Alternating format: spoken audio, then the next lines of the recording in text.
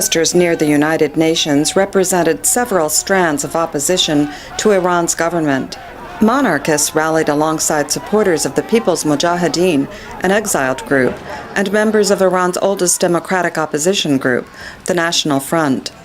But perhaps the largest number were affiliated with no particular group.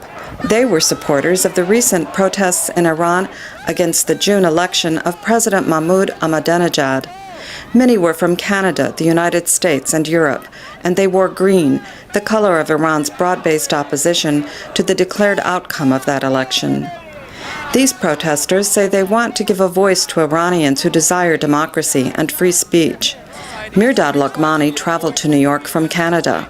There are other political groups which will respect their right for freedom, and we hope they have their own place in Iranian political future, but we defer that to a referendum and decision by Iranian people after the real democracy and freedom of press is possible. Here we try to be just a voice for Iran, a reflection of what's happening in Iran. Many said the election of President Ahmadinejad was fraudulent, and Iranians who speak out face brutal repression.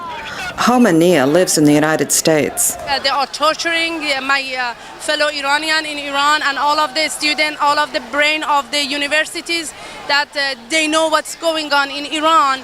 They are trying to destroy them or kill them or torture them.